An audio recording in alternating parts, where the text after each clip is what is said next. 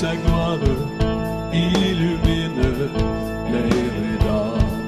Nous pourrons nous y rendre et vivre pour toujours. À cause de toi, à cause de toi, à cause de ton amour, à cause de ton sang. Alléluia. Gloire au Seigneur. Merci Seigneur pour toutes ces merveilles de la parole et j'espère que vous êtes bénis. J'espère aussi que vous comprenez qu'est-ce qu'on enseigne, parce que c'est important, parce qu'aujourd'hui, on va parler de la dimension des lieux célestes en Jésus-Christ. Alléluia. Cette dimension a été créée spécifiquement pour l'Église et on va voir comment que Dieu a étalé les choses pour mieux comprendre nos responsabilités. Et il n'y a rien qui était au-delà de nos capacités, car toute habilité qui vient des lieux célestes, comprenez ça, là, toute habilité qui vient des lieux célestes appartient au Seigneur et non à vous. Il n'y a pas besoin de vos talents naturels pour administrer les dons. C'est lui, et c'est lui qui vous donne le don de le faire pour sa gloire. Alléluia. C'est pour cela qu'on doit constamment donner gloire au Seigneur pour toutes ses merveilles. Alléluia. Donc, la dimension de l'univers céleste. Et c'est ce qu'on va regarder aussi à travers la parole pour mieux voir comment que Dieu crée les choses pour sa gloire. Alors, rappelez-vous, dans Éphésiens 2:10, hein, on était créé en Jésus-Christ. On était créé en Jésus-Christ. Et dans Éphésiens 2:6, on est assis avec lui dans les lieux célestes. Alléluia. Alors, ceci dit, on va regarder maintenant la dimension de l'univers céleste. Alléluia. Alors, pour ce faire, on va aller premièrement sur l'acétate. On va regarder là sur l'écran la disposition, comment que Dieu a fait cela. Alléluia. Donc, la dimension des lieux célestes. Vous avez le Père, le Fils, Dieu qui réunit toutes choses ensemble. Vous avez l'Esprit, Jésus-Christ. Vous avez tout ça là, ici à l'intérieur. Et tout ça forme la gérance pour on appelle ça le conseil de sa volonté.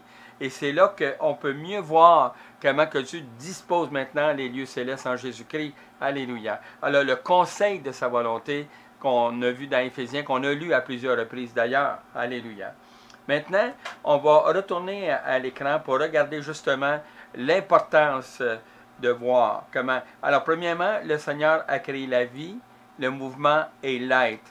Et on va regarder ça dans la parole de Dieu maintenant, dans Acte 17, 28. Acte 17, 28. Car en lui, ça c'est qui ça en lui? En Jésus-Christ. Hein? Car en lui, nous avons la vie, le mouvement et l'être. Hein? C'est ce qu'ont dit aussi quelques-uns de vos poètes. De lui, nous sommes la race. Alors, nous sommes la race de Dieu. Nous avons été créés en Jésus-Christ et nous appartenons à Jésus-Christ. Nous appartenons à Dieu lui-même. Et à partir de cela, ça vient changer toute la donne de notre vie sur la terre. Pourquoi? Parce qu'on vit avec deux dimensions. La dimension avec laquelle dans l'état physique et la dimension spirituelle à laquelle nous vivons dans les lieux célestes en Christ, par la parole de Dieu, spirituellement parlant. Alléluia. Donc, on a la vie, le mouvement et l'être. Hein? Et ça, c'est tellement important de comprendre cela parce que à l'intérieur de ça, on voit le temps, les événements et les circonstances. On va aller voir ça à l'écran, OK? On va aller voir à l'écran ici le temps, les événements et les circonstances. Et ça, ces choses-là, ces trois choses-là, vous le retrouvez dans la dimension des lieux célestes en Jésus-Christ. Hein? Et c'est là qui est important. On va regarder ça, aller voir dans Daniel chapitre 2. Alors, on va lire là quelques versets qui sont très intéressants. Alléluia. Verset 20, pour avoir un peu l'idée. 19. Alors le secret fut révélé à Daniel dans une vision pendant la nuit. Et Daniel bénit le Dieu des cieux. Daniel prit la parole et dit, « Béni soit le nom de Dieu d'éternité en éternité. À lui appartient la sagesse et la force. C'est lui qui change les temps et les circonstances, qui renverse et qui établit les rois qui donne de la sagesse aux sages et de la science à ceux qui ont de l'intelligence. Il révèle ce qui est profond et caché. Il connaît ce qui est dans les ténèbres et la lumière demeure en lui. Alléluia. C'est tout un verset, n'est-ce pas, de Daniel 2. Donc, le temps, les événements et les circonstances. On va revenir maintenant à l'écran pour qu'on voit là quelque chose. Remarquez ce qui est là, ici. Alors, on a premièrement la vie, le mouvement et l'être. Et quand vous avez accepté Jésus-Christ, hein, quand vous avez accepté Jésus-Christ, alors notez bien cela. Alors, Dieu vous a créé avec une nouvelle vie, hein, avec des nouveaux mouvements et une nouvelle être, une nouvelle identité. Alors maintenant, à cause de Jésus-Christ, alors on lui appartient, on est enfant de Dieu. Alléluia. Comprenez-vous l'importance de ce que je suis en train de vous dire ici? Maintenant, dans cette dimension sur l'écran, on a le temps, les événements et les circonstances. Avez-vous vu ça avec Daniel, là? C'est lui qui connaît le temps, les événements et les circonstances. Et à partir de là, quand on commence à regarder ça, le temps, les événements et les circonstances, on va retourner à la parole de Dieu pour regarder ici quelque chose encore qui concerne le temps. Parce que quand Dieu a dit « au commencement », Dieu créa les cieux et la terre, alors il a établi un temps où ce que le début de la création, il y a eu un commencement. Et ça, on va voir ça dans d'autres enseignements. Alléluia. Donc, on va lire dans Colossiens, chapitre 1, et le verset 26 et 27. Le mystère caché de tout temps, voyez-vous le temps là, et dans tous les âges, mais révélé maintenant à ses saints. Dieu a voulu faire connaître la glorieuse richesse de ce mystère parmi les païens, savoir Christ. Voyez-vous là, comment c'est important? Et Colossiens 2,9. Car en lui habite corporellement toute la plénitude de la divinité. Retenez bien le verset 10 de Colossiens 2,10. Vous avez tout pleinement en lui, qui est le chef de toute domination, de toute autorité. Hein? Et c'est en lui que vous avez été circoncis d'une circoncision que la main n'a pas faite, mais de la circoncision de Christ, qui consiste dans le dépouillement du corps de la chair. Ayant été enseveli avec lui, par le baptême, vous êtes aussi ressuscités avec lui, par la foi en la puissance de Dieu, qui l'a ressuscité des morts. Voyez-vous là? Alors, ici, on voit qu'on a tout eu de la part du Seigneur. Il nous a tout donné, et c'est là qu'on peut voir que dans le temps, les événements et les circonstances, Dieu a établi des choses. Hein? Dieu a établi des choses. Alors, on parle de la vie. Votre nouvelle vie est en Christ. L'apôtre Paul a dit ceci. Galates 2,20. Ce n'est plus moi qui vis maintenant, c'est Christ qui vit en moi. Ce n'est plus moi qui vis, c'est Christ qui vit en moi. Le mouvement, hein? Alors, en lui maintenant, en lui nous avons la vie, le mouvement et l'être. Donc, on bouge dans le Seigneur avec l'Esprit qui anime notre vie spirituelle. Alléluia. Et il a fait de votre corps le temple du Saint-Esprit. Alléluia. Et l'être que vous êtes, maintenant, si quelqu'un est en Christ, de Corinthiens 5,17. Si quelqu'un est en Christ, il est une nouvelle créature. Les choses anciennes sont passées, et voici, toutes choses sont devenues nouvelles. Vous comprenez là comment c'est important? Toutes choses sont devenues nouvelles, et comment que cela va se vivre maintenant avec le temps, les événements et les circonstances. Alléluia. Avec le temps, les événements et les circonstances. Peut-être que vous n'avez jamais réalisé cela, mais vous avez été placé dans le temps spirituel de Dieu. Vous avez été placé avec les circonstances de Dieu et vous avez été placé avec les événements de Dieu. Alors, vous comprenez? Par exemple, si vous écoutez le Saint-Esprit, vous voyez une personne qui est malade et là, vous avez à cœur de prier pour cette personne, ça tremble en dedans, puis là, vous dites, mais ça se peut-tu? Alors, tu vas prier pour cette personne-là, elle reçoit la guérison. Voyez-vous là? Alors, il y a eu un changement de circonstance. Alors, Dieu a permis de changer la circonstance du malade en une guérison. Voyez-vous comment que ça marche avec le plan de Dieu, la dimension de Dieu. Donc, vous vivez avec le temps de Dieu, les événements de Dieu et les circonstances de Dieu.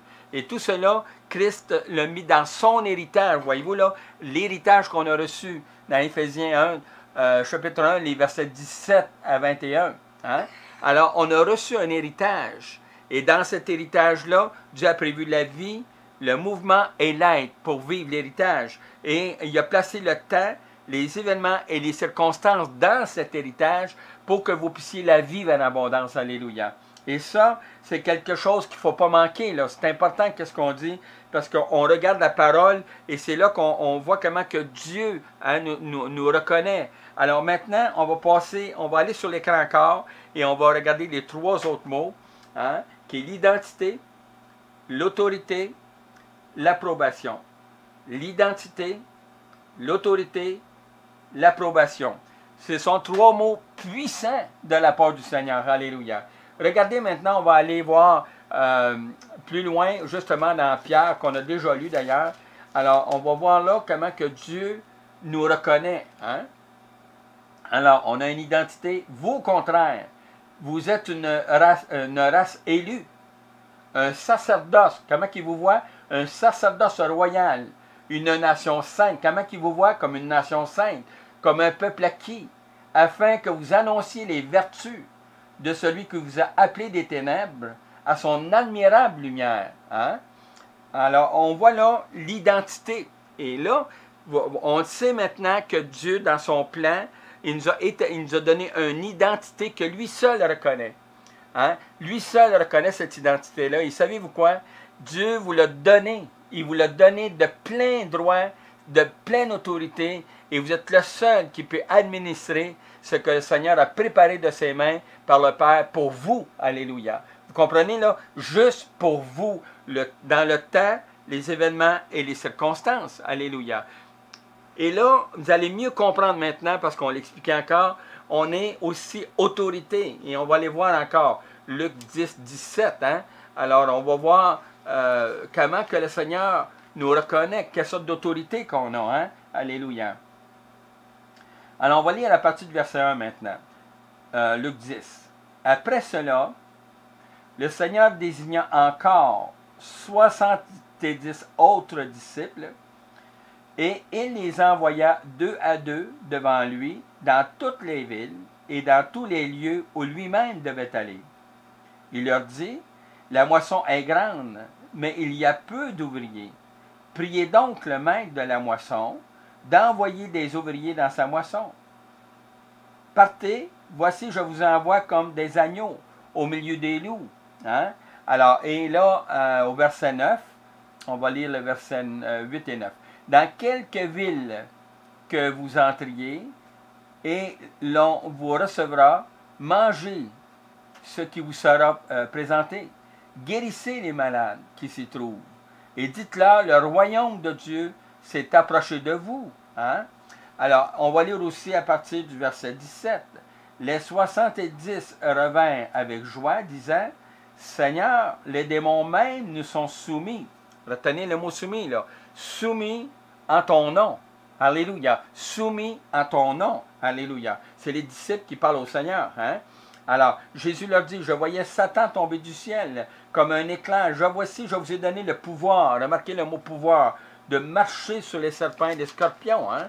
Et sur toute la puissance de l'ennemi. Sur toute la puissance de l'ennemi, et rien ne pourra vous nuire. Voyez-vous là? Alors, le mot autorité, Dieu nous a identifié, il nous a donné une autorité. On n'est pas avec un enfant de Dieu, là. Non, non.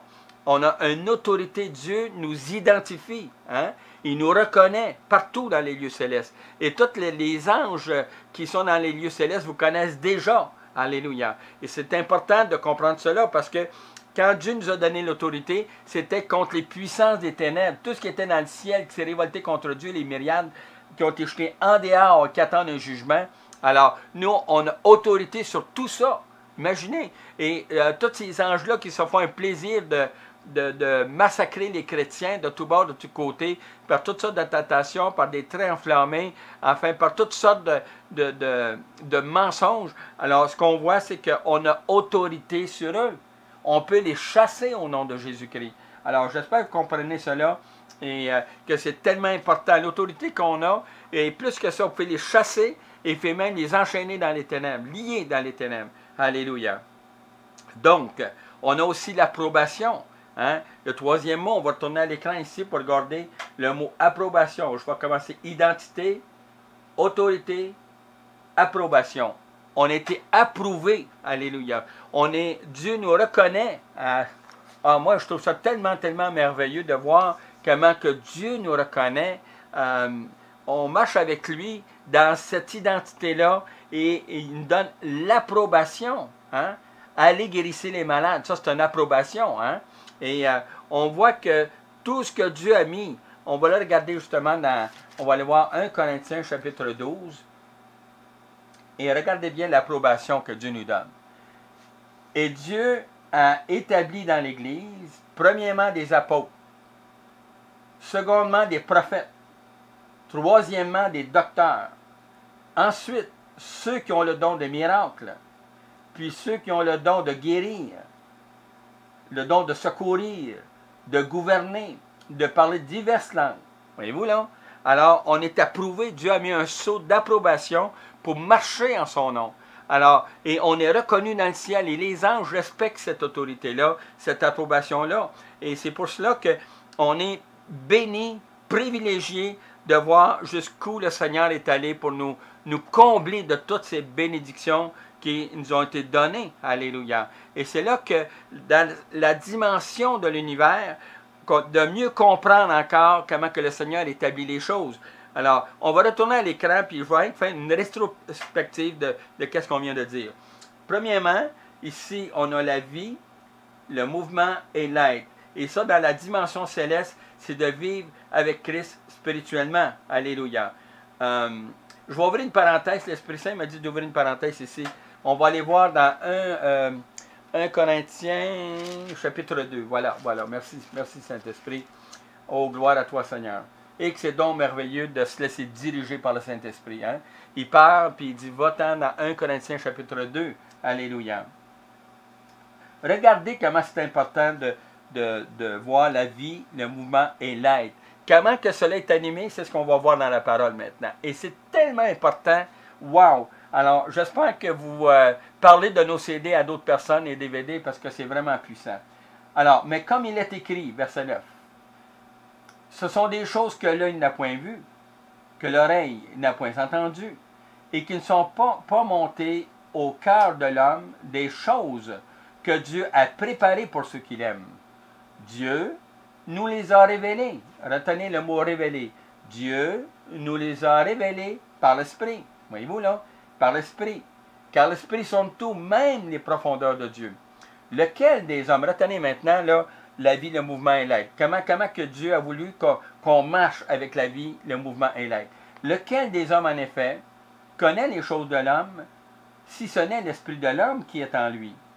De même, personne ne connaît les choses de Dieu, si ce n'est l'esprit de Dieu. Alléluia. Or, nous n'avons pas reçu l'esprit du monde, mais l'esprit qui vient de Dieu, afin que nous connaissions les choses que Dieu nous a données par sa grâce. Vous comprenez comment c'est important, là? Par sa grâce, alléluia. Et nous en parlons non avec des discours qu'enseigne la sagesse humaine, mais avec ceux qu'enseigne l'Esprit, employant un langage spirituel pour les choses spirituelles. Vous comprenez, là? Alors, le langage spirituel, hein? On a aussi un langage dans les lieux célestes, le langage spirituel. Alléluia. Donc, dans la vie, le mouvement et l'être. Alors, ça dit que dans Acte 1:8, qu'on a reçu le Saint-Esprit, une puissance survenant sur nous. Et maintenant, c'est par l'Esprit qu'on marche. Hein? C'est lui, le Saint-Esprit, qui anime ma vie spirituelle dans les choses célestes, dans la dimension céleste de Dieu. Alléluia. Alors, rappelez-vous, hein, on vit dans la dimension physique, la terre, et on vit dans la dimension céleste en Jésus-Christ. Hein? Alors, ça, c'est l'univers de Dieu céleste qui est préparé pour son Église. Alléluia. Donc, quand on regarde ça maintenant sur l'écran, on va retourner à l'écran pour vraiment vivre toute la dimension. Alors, on a dit la vie, le mouvement et l'être. Maintenant, le temps, les événements et les circonstances. Hein, vous avez vu là, le temps, les événements et les circonstances. L'identité, l'autorité, l'approbation. Voyez-vous là? Alors, ça, c'est la dimension des lieux célestes. Maintenant, on s'en va au troisième point. la puissance, alléluia, la puissance, les provisions et les bénédictions. Alors ça fait partie des lieux célestes en Jésus-Christ. Et c'est là qu'on va voir dans la parole ces choses qui sont marquées ici, mais qui viennent des lieux célestes. Ça vient, ça part des lieux célestes et Dieu l'amène jusqu'à vous pour vos besoins. Hein? Alléluia. Alors, on parle de puissance. Qu'est-ce que ça dit qu'on a reçu la puissance du Saint-Esprit? On va aller voir 1 Corinthiens 6, versets 19 et 20. On va lire ça. C'est bien important parce que c'est la parole de Dieu, la parole de vie. Et c'est là qu'on doit comprendre que cette puissance, elle a été appliquée à nous dans notre corps et de vivre la dimension spirituelle des lieux célestes en Jésus-Christ avec ce qu'on lit ici. Ne savez-vous pas, verset 19, 1 Corinthiens chapitre 6, verset 19. Ne savez-vous pas que votre corps est le temple du Saint-Esprit qui est en vous? Le temple du Saint-Esprit, il est où? Il est en vous. Hein? Dites ça, je suis le temple du Saint-Esprit et l'Esprit Saint est en moi. Hein? Dites-le. Okay. Alors, le temple du Saint-Esprit qui est en vous, que vous avez reçu de Dieu. Voyez-vous, là, vous l'avez reçu de Dieu. Et que vous ne vous appartenez point à vous-même. Glorifiez, car vous avez été racheté à grand prix. Un grand prix. Glorifiez donc Dieu dans votre corps et dans votre esprit qui appartiennent à Dieu. Je le répète, qui appartiennent à Dieu. C'est quoi qui appartient à Dieu? Votre esprit et votre corps appartient à Dieu. Alléluia. Et c'est là que, si on comprend cette puissance que Dieu nous a envoyée, il nous demande de marcher par l'esprit, parce que c'est l'Esprit Saint qu'on a reçu en nous, qu'on vient de lire dans 1 Corinthiens 2, 10, de 9 à 12. Alors, c'est là qu'on comprend vraiment la dimension des lieux célestes. Alléluia. Et c'est là que si on commence à comprendre et à réaliser cette puissance, alors on va pouvoir comprendre les provisions de Dieu. Alléluia. Alors, je vais relire encore dans Philippiens. Ouais. Philippiens, chapitre 4, verset 19. Et mon Dieu pourvoira à tous vos besoins selon sa richesse avec gloire en Jésus-Christ. Vous comprenez là? Alors, je l'ai répété, mon Dieu pourvoira. Hein? Des provisions là. Pourvoira. Dites ça. Pourvoira à tous mes besoins. Dites-le. À tous mes besoins. Selon sa richesse avec gloire en Jésus-Christ. Voyez-vous là? Vous êtes membre du corps de Christ. Alors ça, c'est pour vous. Alléluia. Verset 13. Philippiens 4, 13. Je puis tout par celui qui me fortifie. Je puis tout par celui qui me fortifie. Alléluia. Vous comprenez l'importance de réaliser qu'on a la puissance, qu'on a les provisions et qu'on a aussi, on a aussi les bénédictions. Alléluia. On va aller voir encore on retourne dans Éphésiens pour justement les bénédictions. On l'a lu et j'espère que ça commence à rentrer en vous, là, ces enseignements-là, pour que vous puissiez vous rappeler justement comment c'est important les choses qu'on enseigne. Alléluia. Oh, gloire à toi, Seigneur. Éphésiens chapitre 1, verset 3. Béni soit le Dieu et Père de notre Seigneur Jésus-Christ, qui nous a bénis de toute bénédiction spirituelle dans les lieux célestes en Christ. En lui, Dieu nous a élus avant la fondation du monde pour que nous soyons saints, irréprochables devant lui. Alléluia. Alors vous comprenez là comment c'est important. On fait affaire avec le conseil de Dieu, celui qui pourvoit à toutes nos provisions. Alléluia. Alors ça dit ceci. En lui, nous sommes aussi devenus héritiers, ayant été prédestinés selon le plan de celui qui opère toutes choses, d'après le conseil de sa volonté. Voyez-vous là, comment que Dieu établit les choses. Hein? Pardon, les provisions, comment c'est important de les comprendre, les bénédictions. Alors, on était bénis de toute bénédiction spirituelle. Comment? Dans les lieux célestes, de toute bénédiction spirituelle. Et c'est là que l'importance de saisir comment que Dieu a tout classé en ordre pour notre vie d'abondance. Alléluia. Alors, on a la vie comment avec tout ça ici, le mouvement comment avec tout ce qui était donné, l'être avec tout ce qui est donné là. Alléluia. Donc, on était bénis de toute bénédiction spirituelle dans les lieux célestes en Jésus-Christ. Alléluia. Et l'onction, hein? On a lu l'onction. Alors, on va aller voir ça dans 1 Jean chapitre 2. 1 Jean chapitre 2. Et vous allez voir là quelque chose de vraiment de révélateur qu'on a lu déjà, qu'on a déjà traité. Et on va voir jusqu'à quel point que la fidélité de Dieu surpasse toute chose. Alléluia. Pour vous, l'onction que vous avez reçue de la part de celui qui est saint, Jésus-Christ, et vous avez tous de la connaissance. Et vous là, 27, on va lire. Pour vous, l'onction que vous avez reçue de lui demeure en vous, et vous n'avez pas besoin qu'on vous enseigne, mais comme son onction vous enseigne toutes choses, et qu'elle est véritable, et qu'elle n'est point un mensonge, demeurez en lui, selon les enseignements qu'elle vous a donnés, Alléluia. Alors, cela veut dire qu'on a l'onction, Dieu a prévu l'onction, hein? Et l'onction est tellement puissante. On va aller voir sur l'écran maintenant les 3 autres points qui nous dirigent là-dedans. Alléluia. Gloire à toi, Seigneur. Alléluia. Alors, l'onction. Alléluia. Qu'est-ce que c'est? L'onction, le réma, hein? Et l'énergie. L'onction, le réma, l'énergie. On va regarder ces 3 mots-là. Alors, on vient de voir le premier, l'onction. Vous avez été oint, hein? Rappelez-vous de 2 Corinthiens, chapitre 1, 20, 21. Alors, et celui qui vous a oint, c'est Dieu. Donc, vous êtes sous l'onction. Alléluia. Rappelez-vous de cela. Vous êtes au travail, l'onction est avec vous. Vous êtes en train d'être dans une piscine à vous baigner, l'onction est avec vous. Vous êtes en train d'acheter quelque chose dans un magasin, l'onction est avec vous. Parce que l'onction, on était oint, alléluia. Et cette onction-là, Dieu ne la retire pas. Alors, là, je ne parle pas de l'onction du Saint-Esprit ici, là. Je parle de l'onction qu'on a reçue en tant qu'enfant de Dieu. On est oint comme enfant de Dieu, alléluia. Et cette onction-là est tellement puissante qu'on a besoin de comprendre ces merveilles, alléluia.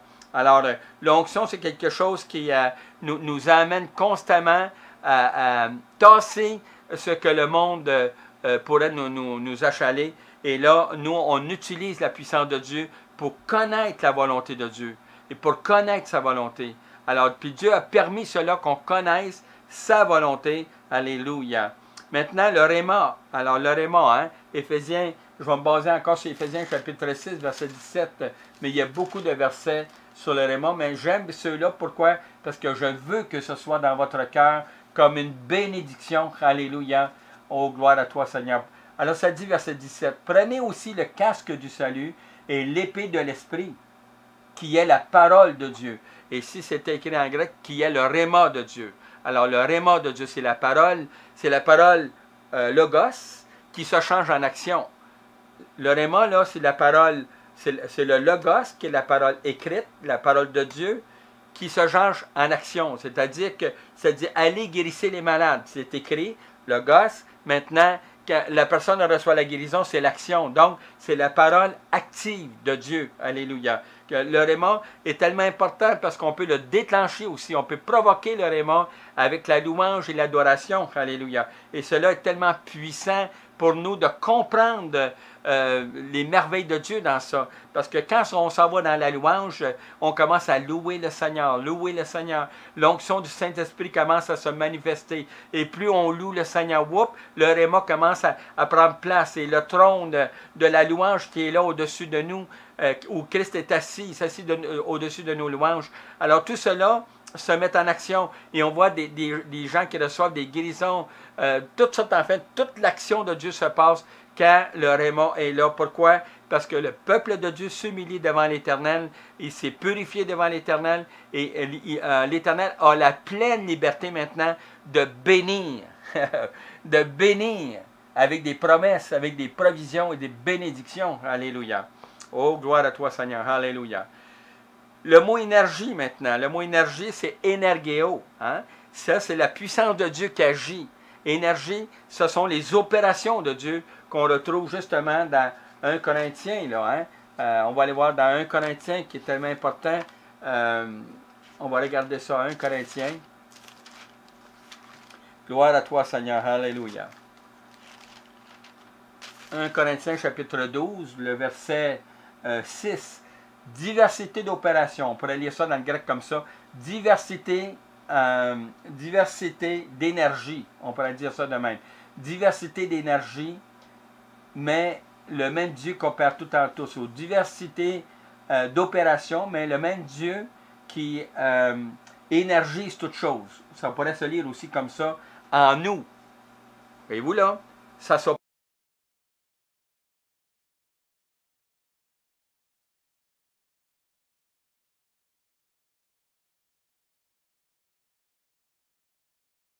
en nous. Et Dieu vous choisit pour être utilisé, pour montrer sa gloire, son témoignage et sa réputation sur la terre des vivants. Sur la terre, là. Il y a comment qu'il y a de monde qui ont besoin de voir la gloire de Dieu, le salut en Jésus-Christ. C'est plein, c'est des dizaines de millions de personnes juste au Canada qui ont besoin de voir la puissance de Jésus-Christ, le Seigneur qui sauve. Vous comprenez? Alors ça agit en nous. Alors, Dieu fait passer la puissance de sa parole à travers nous pour la propulser à celui qui en a besoin, soit pour une guérison, soit pour une délivrance, soit pour être sauvé, soit pour etc. Alors, on voit que l'énergie de Dieu est tellement puissante. Ce sont des opérations, diversité d'opérations. Alors, c'est ça qui est marqué, diversité d'opérations. Et c'est là que je vois comment la puissance de Dieu est illimitée dans toute son action pour que tu puisses voir justement sa gloire à travers cela. Alléluia. Alors, on va... là, je viens de parler du mot Réma, énergie aussi. Alors, on va aller voir sur l'écran maintenant. Sur l'écran, on va regarder 3 autres mots. Alléluia. Le mot ici, louange, adoration. Ici, les chants. On va regarder ça. Louange, adoration et les chants. Comprenez comment que Dieu a pourvu son univers? C'est incroyable, incroyable, incroyable. Alléluia. La précision du iota de la parole. Alléluia. On va retourner dans Éphésiens encore une fois. Vous voyez que le livre des Éphésiens, comment c'est un livre qui est important, qui est vraiment important. Alléluia. Donc, Éphésiens chapitre 5, verset 19. Entretenez-vous par des psaumes, par des hymnes et par des cantiques spirituels. Voyez-vous là, on vient de voir louange, adoration et les chants. Voyez-vous là, comment c'est important. Entretenez-vous par des psaumes, par des hymnes et par des cantiques spirituels, chantant et célébrant de tout votre cœur les louanges du Seigneur. Alléluia. Voyez-vous comment que la parole est écrite, comment c'est merveilleux. Rendez continuellement grâce à Dieu le Père pour toutes choses, au nom de notre Seigneur Jésus-Christ, vous soumettant les uns aux autres dans la crainte de Christ. Colossiens, je vais aller voir Colossiens 3,16. Je ne suis pas sûr là, mais je vais aller voir ça. C'est pas celui-là, donc ce sera Philippiens 3,16 probablement, qui parle justement encore de ça. Comment c'est important de lire la parole. Alléluia. Gloire à toi, Seigneur. Alléluia. Oh, merci Jésus. Merci Jésus. J'essaie de trouver le verset. Je pensais que c'était ce verset-là, mais ce n'est pas celui-là. Mais ça dit encore la même chose, vraiment de célébrer le Seigneur, de se soumettre à la louange du Seigneur. Alléluia. Et si vous allez dans les psaumes, hein, chantez à l'Éternel un chant nouveau. Et tous les psaumes, d'ailleurs, ce sont des louanges. Alors, regardez les psaumes, apprenez la louange, parce que c'est quelque chose de puissant. De puissant. Alléluia. Alors, vous comprenez, pour être rempli de l'Esprit, remplissez votre cœur de la louange. Et les psaumes, c'est 150 louanges écrites. Alors, c'est bon que vous alliez voir ça pour découvrir c'est quoi un hymne, c'est quoi une louange, un cantique des degrés, comment c'est important de comprendre cela, parce que Dieu établit toutes choses selon son plan et sa gloire. Alléluia. Oh, gloire à toi, Seigneur. Oh, merci, Jésus. Alors, il y a le mot adoration maintenant. On va rester dans Éphésiens. Et là, celui-là, je le lis tellement souvent, parce que je veux que ça rentre dans votre cœur. Je pourrais me promener, si vous voulez, dans quelques livres de l'Ancien Testament, mais j'aime mieux rester ici dans ça pour que vous puissiez voir. Éphésiens chapitre 1, les versets 6, 12 et 14. OK? Alors, pour célébrer la gloire de sa grâce dont il nous a favorisés. Hein? Pour célébrer sa gloire, il nous a prédestinés dans son amour, ça le verset 5, à être ses enfants d'adoption en Jésus-Christ selon le plan, selon le bon plaisir de sa volonté. Pour célébrer la gloire dont il nous a favorisés dans le bien-aimé. Le verset 12 maintenant. Afin que nous servions à célébrer sa gloire, nous qui d'avance avons espéré en Christ. Verset 14.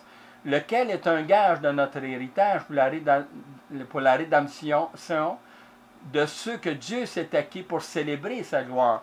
Donc, l'adoration, on célèbre le Seigneur, on adore le Seigneur à travers la façon que Dieu nous a créés. On a été créés en Jésus-Christ pour l'adorer, pour célébrer sa gloire, pour le louer, hein, pour chanter en son honneur des chants. Alléluia. Alors, c'est là qu'on voit comment c'est important d'obéir à la parole de Dieu, mais de connaître la dimension des lieux célestes en Jésus-Christ. Cette dimension dont spirituellement vous êtes placés avec Jésus-Christ ensemble. Alléluia. Oh, gloire à toi, Seigneur. Alléluia.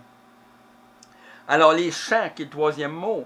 Alors là, je vais aller dans les psaumes pour celui-là, parce que c'est rempli de chants, de louanges. Alléluia. Oh, gloire à toi, Seigneur. Alléluia. Alors, dans le psaume, je vais prendre le psaume 150. Tiens. Alors, celui-là.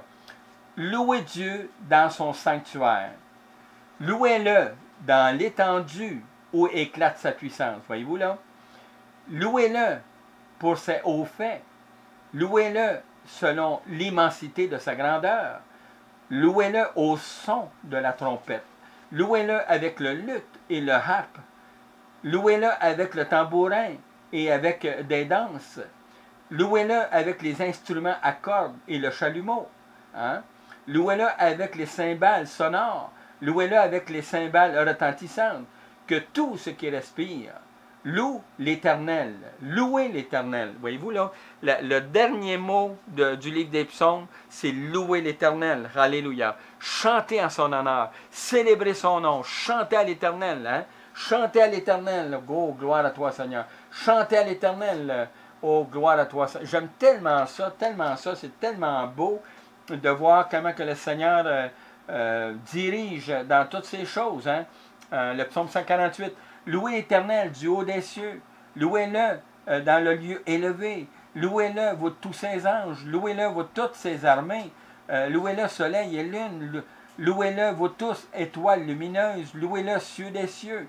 Et vous, ô qui êtes au-dessus des cieux, qu'il loue le nom de l'Éternel, car il a commandé et elles ont été créées. Alléluia. Ah, c'est rempli, hein? C'est rempli quand on regarde tout ça, là, on dit, on n'en revient pas. Oh, gloire à toi, Seigneur. Alléluia. Ah, que j'aime donc lire la parole de Dieu. C'est là qu'on grandit, quoi. Alléluia. Dans toute sa parole. Et on découvre vraiment l'empreinte de Jésus-Christ, l'empreinte de sa personne. Alléluia. On va aller voir dans Colossiens 3,16. Tout à l'heure, le passage que je cherchais, c'est Colossiens 3,16. Et justement, le technicien m'a fait signe, puis il l'a trouvé. Et je le remercie pour ça. Colossiens 3,16. Alléluia. Colossiens 3,16. Oh, gloire à toi, Seigneur. Alléluia. Alors, ça dit, verset... je vais lire un peu avant le contexte ici, là. Mais par-dessus toutes ces choses, revêtez-vous de l'amour qui est le lien de la perfection. Aïe, aïe, aïe, aïe. Le lien de la perfection. Alléluia. Et que la paix de Christ à laquelle ils avaient été appelés pour former un seul corps. Attendez un petit peu. Et que la paix de Christ à laquelle ils avaient été appelés pour former un seul corps règne dans vos cœurs. Et soyez reconnaissants que la parole de Christ demeure en vous dans toute sa sagesse. Instruisez-vous et exhortez-vous les uns les autres en toute sagesse par des psaumes, par des hymnes, par des cantiques spirituels, chantant à Dieu dans vos cœurs en vertu de la grâce. Et quoi que vous fassiez, en parole ou en œuvre, Faites tout au nom du Seigneur Jésus, en rendant par lui des actions de grâce à Dieu le Père. Alléluia. Oh, gloire à toi, Seigneur. Comment c'est puissant de chanter à l'honneur du Seigneur. Alléluia. Oh, gloire à toi, Seigneur. Alléluia. Oh, que c'est merveilleux. Maintenant, on va retourner à l'écran et on va regarder encore ici, dans cette dimension de l'univers que Dieu a créé pour l'Église. Alors, il y a encore les dons, les ministères et l'appel. Les dons, les ministères et l'appel. Et là, il y a 101 responsabilités qu'on va retrouver dans la parole. Il y a 101 responsabilités qu'on retrouve dans la parole, qu'on va peut-être voir si on a du temps pour d'autres émissions. Et c'est là qu'on va voir jusqu'à quel point que Dieu a pourvu dans la dimension céleste de sa gloire, que son peuple soit en action. Pas assis chez eux à regarder la TV pendant 15 heures. Là. Non, non. Tu as été appelé à être en action pour Jésus-Christ. Hein? Quand je travaillais à l'usine, là, mais toute l'entreprise complète savait que j'étais chrétien. Alléluia. On m'appelait même l'homme céleste. C'est-tu un beau titre pour un chrétien, vous pensez? Alors, on m'appelait l'homme céleste. Et beaucoup de gens venaient me voir en particulier. Ils demandaient de prier pour eux autres, pour leur famille, soit pour leur mari, pour leurs femmes, pour leurs enfants. Et c'est ce que je faisais. Alléluia. J'étais un peu comme l'aumônier de l'entreprise. Ça, c'est spécial. Alors, Dieu fait des choses qui nous surpassent. Quand j'ai travaillé ailleurs, c'était la même chose. Tout le monde savait que j'étais chrétien. Alors, et pourquoi? Parce qu'on est là pas pour faire le mal des gens, mais pour faire du bien aux gens, les emmener avec, à vivre les promesses de Dieu, les promesses abondantes de Dieu. Alléluia. Oh, gloire à toi, Seigneur. Donc, si on parle des dons, alors on va retourner à Romains, là, pour se souvenir qu'est-ce qu'on a déjà lu, parce que là, on fait un abrégé des lieux célestes dans Romains chapitre 11. Ça dit au verset 29, « Car l'appel et les dons de Dieu sont irrévocables. » Car les dons et l'appel de Dieu sont irrévocables. Voyez-vous là? Alors, ici, il parle de quoi? Pour administrer la parole de Dieu. Lisez verset 33 maintenant. On va lire ça ensemble. « Ô profondeur de la richesse, de la sagesse et de la science de Dieu, que ses jugements sont insondables et ses voies incompréhensibles. Car qui a connu la pensée du Seigneur? Qui a été son conseiller? Qui lui a donné le premier pour qu'il ait à recevoir en retour? C'est de lui, par lui et pour lui que sont toutes choses. À lui soit la gloire dans au siècle des siècles. Amen. Alléluia.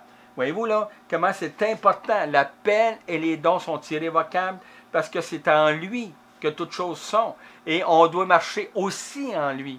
Et vous comprenez, c'est par lui, on ne doit pas prendre aucune gloire sur nous. On n'a pas d'affaire à vivre dans la gloire ou dans l'orgueil. Comment je connais même des hommes de Dieu qui sont très orgueilleux de leur ministère. Humiliez-vous devant le Seigneur. Humiliez-vous devant le Seigneur, parce que Dieu résiste aux orgueilleux. Vous comprenez là? Hommes de Dieu, c'est à vous autres que je parle maintenant. Vous humiliez-vous devant l'Éternel. Vous n'avez pas le droit d'être orgueilleux de ce que Dieu vous a donné, parce que Dieu va vous mettre à terre.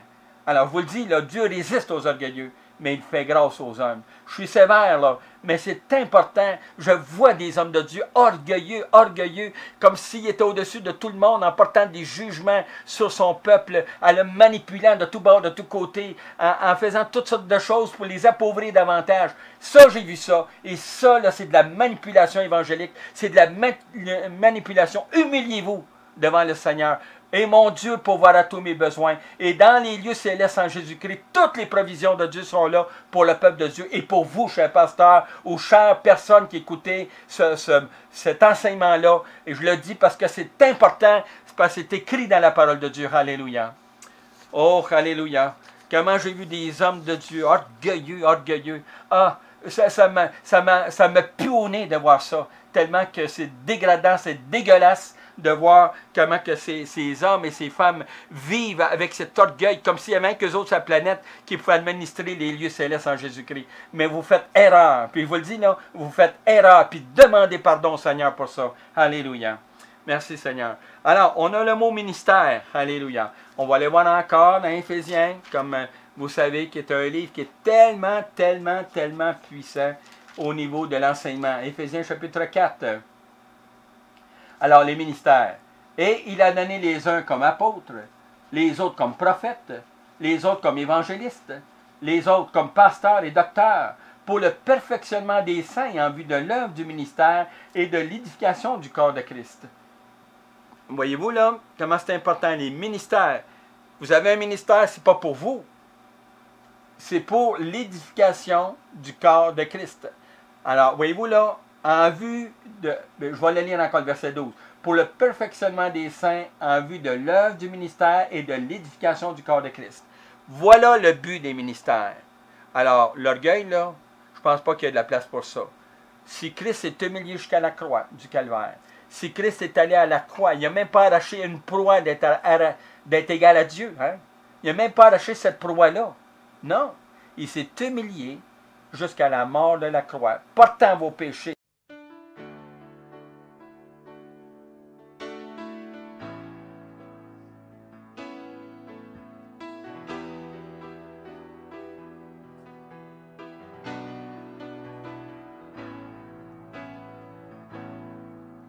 Que ces lieux soient visités par ta sainte présence. Que ces lieux soient baptisés